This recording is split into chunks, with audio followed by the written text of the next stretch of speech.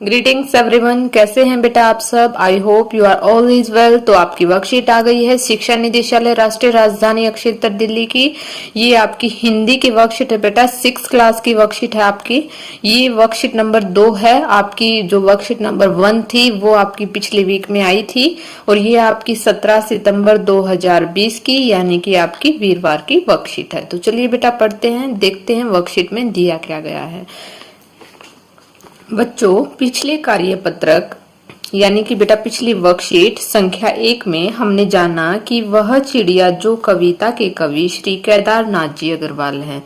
ये जो आपकी कविता दी गई है वो है वह चिड़िया जो से कवि श्री केदारनाथ जी अग्रवाल हैं।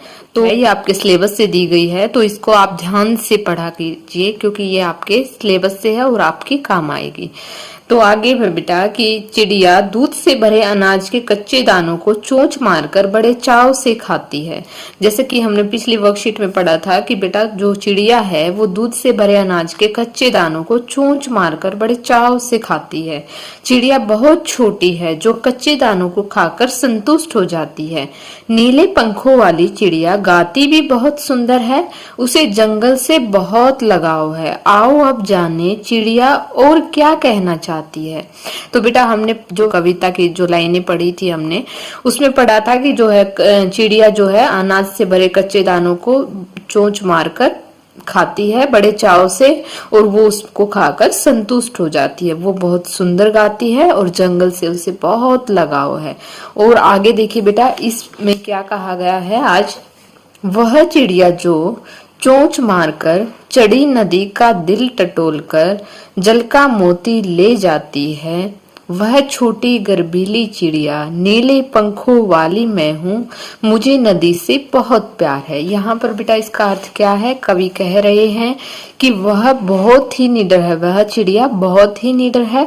वह चढ़ी नदी यानी कि जब उफनती हुई यानी कि बहुत तेज बहाव वाली नदी का दिल टटोलकर अपनी चोंच में जल की बूंदे ले आती है। और नीले पंखों वाली चिड़िया जो है छोटी सी चिड़िया को अपने आप पर बहुत गर्व है। क्यों है बेटा, क्योंकि वो जो है उफनती हुई नदी से चोंच में पानी भरकर ले आती है। हमें चिड़िया की तरह निडर बनना चाहिए। जिस प्रकार चिड़िया को अपने पर विश्वास है उसी प्रकार हमें भी अपने पर विश्वास रखना चाहिए। तो देखिए बेटा इसका अर्थ ये है। आगे इसके बेस पर कुछ क्वेश्चंस दिए गए हैं, कुछ प्रश्न दिए गए हैं जो कि हमें सोल्व करने हैं। तो चलिए पढ़ते हैं। बताइए कि पंखों वाली छोटी चिड़िया को अपने पर गर्व क्यों है, यानी कि अपने पर क्यों गर्व है।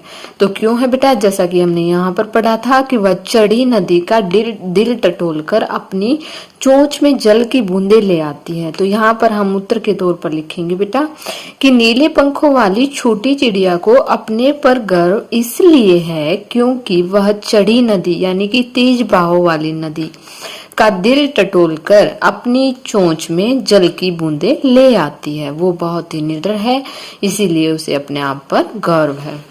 नेक्स्ट बेटा कि अगर आप चिड़िया होते तो क्या क्या करते, लिखिए। तो यहाँ पर अगर मैं चिड़िया होती तो नीले पंखों वाली चिड़िया की तरह निडर होती और उफनती नदी से जल की बूंदे भरकर ले आती और एक टहनी से दूसरी टहनी पर उड़ती हुई आजादी पूर्वक व संतोषमय जीवन व्यतीत करती। हमारा प्रश्न, बताइए कि हम पक्षियों के लिए क्या क्या कर सकते हैं। क्या क्या कर सकते हैं बेटा आप पक्षियों के लिए। तो सबसे पहली बात तो हमें उनको पिंजरे में कैद नहीं करना चाहिए क्योंकि वो आजाद पंछी हैं और पक्षियों को जो है पिंजरे में रहना बिल्कुल भी पसंद नहीं है, वो आजादी पूर्वक रहना चाहते हैं। तो यहाँ पर हम उत्तर लिखेंगे बेटा कि हमें पक्षियों को पिंजरे में कैद नहीं करना चाहिए, उनके लिए प्रतिदिन दाना व पानी रखना चाहिए और मुसीबत के समय उनकी सहायता करनी चाहिए। क्या करना चाहिए बेटा, मुसीबत के समय उनकी सहायता करनी चाहिए। नेक्स्ट क्वेश्चन है हमारा बेटा कि आपने कौन कौन से पक्षी देखे हैं, उनके नाम लिखिए। तथा अपने मनपसंद किसी एक पक्षी का चित्र बनाइए। तो मैंने यहाँ जो पक्षी देखे हैं बेटा, आपने जो भी पक्षी देखे हैं आप उनके यहाँ पर नाम लिखोगे। मैंने जो पक्षी देखे हैं वो है, मैंने चिड़िया, तोता, मैना, कोयल, कौवा, मोर, कबूतर, बत्तख आदि पक्षी देखे हैं। और आपको किसी भी अपने मनपसंद पक्षी का चित्र बनाना है बेटा। जैसा कि मैंने यहाँ पर देखिए, जैसा कि मैंने यहाँ पर एक तोते का चित्र बनाया है, आप भी एक ऐसा ही सुंदर सा चित्र बनाएंगे अपने मनपसंद पक्षी का। तो आगे चलते हैं बेटा। आगे क्या दिया गया है, कविता को याद करके अपने माता पिता, भाई बहन या अपने मित्र को सुनाइए। तो क्या करना है बेटा, ये चिड़िया, वह चिड़िया जो कविता जो है ये आपकी, जो एक जो है पैरा आपका जो पिछले उसमें दिया था वर्कशीट में, और एक ही अब की बार है बेटा। तो इसको दोनों पूरी कविता को याद करके आपको अपने माता पिता, अपने भाई बहन या अपने किसी मित्र को सुनाना है। आई होप बेटा आपको वर्कशीट समझ में आ गई होगी। अगर आपको वीडियो अच्छी लगी तो प्लीज लाइक कीजिए, शेयर कीजिए एंड सब्सक्राइब कीजिए। Thank you, thanks for watching.